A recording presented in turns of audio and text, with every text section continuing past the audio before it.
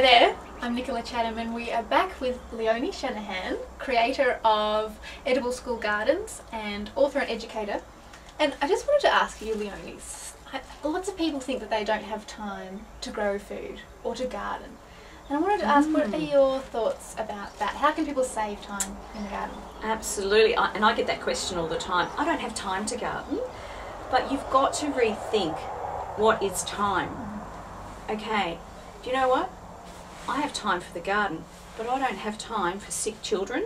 As in, if I keep them healthy, I'm not wasting time taking a day off work, which costs me money. I don't have time to be sitting in a doctor's surgery waiting for the doctor to see my child because they're sick. So we need to rethink, well, what is time? You know, if I'm growing a garden, which is a living pantry, I don't have to spend time going to a supermarket, queuing in a supermarket, and then driving back home again. So not only does it save me time by growing my own living pantry, it saves me money because I'm not driving to the supermarket and I'm taking control of my food supply. So we need to rethink, I don't have time to work in the garden. And it can be just a pot, a couple of pots. You know all that. You've taught people about, you know, you can start in containers, you can do a small garden.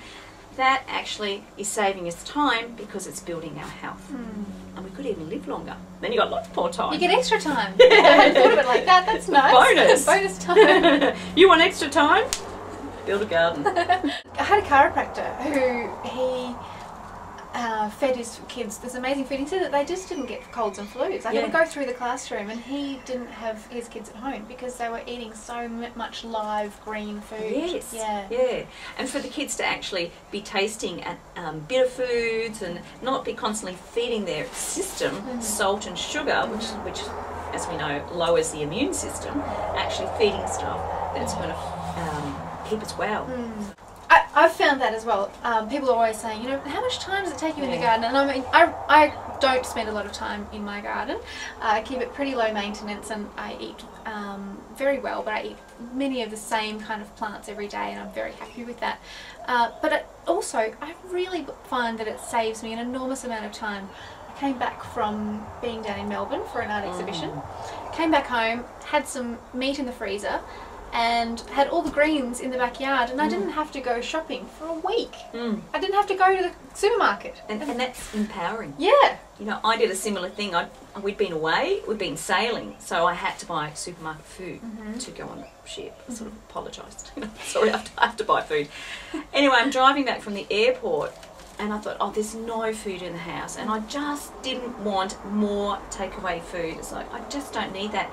And then I thought, actually, I've got a herb spiral, I've got eggs in the fridge, I can do herb scrambled eggs with a salad, and it was just so empowering to know, actually, I have food at home and I don't need to stop at takeaways on the way home. So, yeah, it's just brilliant. It took me ages to figure out where the food was in my house. When I first started growing food, I was like, I'd open the fridge and I think, oh, I need to go shopping. And I had to reprogram my thinking to remember, oh no, it's just outside. It's not that I don't have any food in the house, it's just outside now, waiting until the perfect moment to be picked.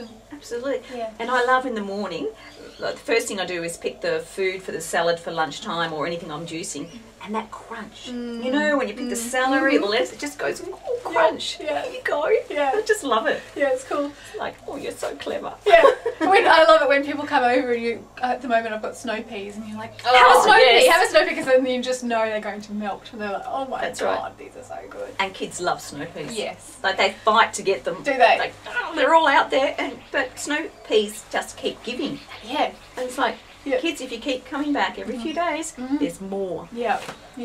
Better than an Easter egg hunt. They keep appearing.